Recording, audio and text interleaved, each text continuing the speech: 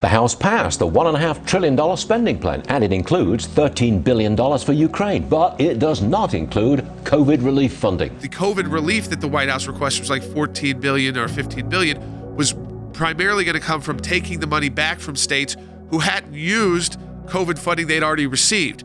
Democrat governors went crazy. Democrat members of Congress went crazy. So ultimately, we know that it was a major revolt because they actually cut spending. COVID funding is what progressives were fighting about all day yesterday, and that was holding up some pretty time-sensitive legislation that included very important aid for Ukraine. Nancy Pelosi pulled the 2 a.m. move, put the bill up, but hey, we don't really need to read it. Trust us, vote for it.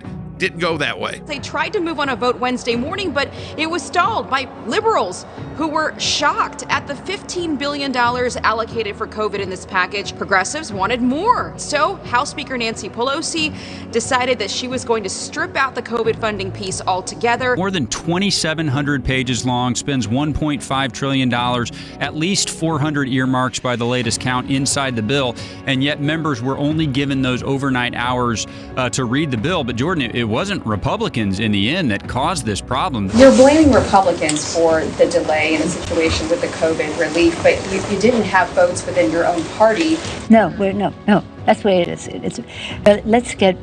Let's grow up about this, okay? They had to pull that COVID funding out of the bill. They had to go back to the Rules Committee, write a new bill, and put it back on the floor in 2 separate votes, Jordan, to finally get it through. Just absolute chaos. And Speaker Pelosi can say anything she wants, blame it on Senate Republicans. There were no Senate Republicans involved in this. This was 80 to 100 of her members that would not pass her bill.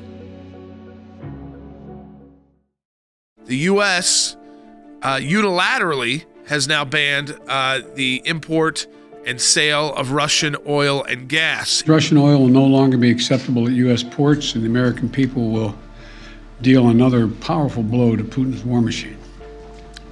This is a move that has strong bipartisan support in the Congress and, I believe, in the country. Prices in the United States have already gone up $1.14 per gallon before the invasion. He is absolutely lying to the American people when he said this in his press conference. It's simply not true that my administration or policies are holding back domestic energy production.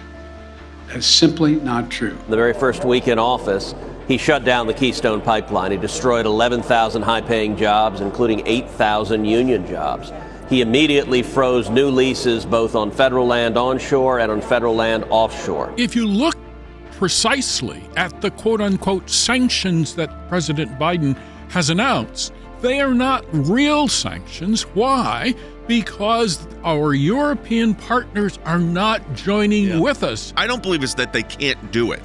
It's they won't do it. Rather than trying to produce more oil and gas here at home, apparently President Biden is going hat in hand to the dictator in Venezuela. If President Biden announced sanctions on Russia with full buy-in from our European partners, and he coupled that with a commitment to U.S. energy independence, that would mean something. That would lower, long-run, world oil prices. Yeah, we were energy dependent 14 months ago, but it's also how they define energy independent. And this is the problem.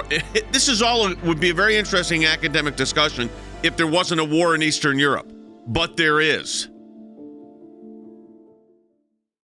Psaki blaming everything on Vladimir. Every problem now in America is Vladimir Putin. The invasion by President Putin into Ukraine has impacted global inflation. But prices surged last month almost entirely before Russia invaded Ukraine. The inflation was already occurring. The stickers were already on the gas pumps saying, I did this, with Joe Biden pointing to it well before an invasion of Ukraine, even before there was the massive troop buildup. Are you guys just going to start blaming Putin for everything until the midterms? Well, we've seen the price of gas go up at least 75 cents since President Putin lined up troops on the border of Ukraine. The one constant throughout this is the Biden administration and Joe Biden himself and the policies of the White House and the policies that he ran on to shut down coal, shut down basically new oil and gas ventures in the United States.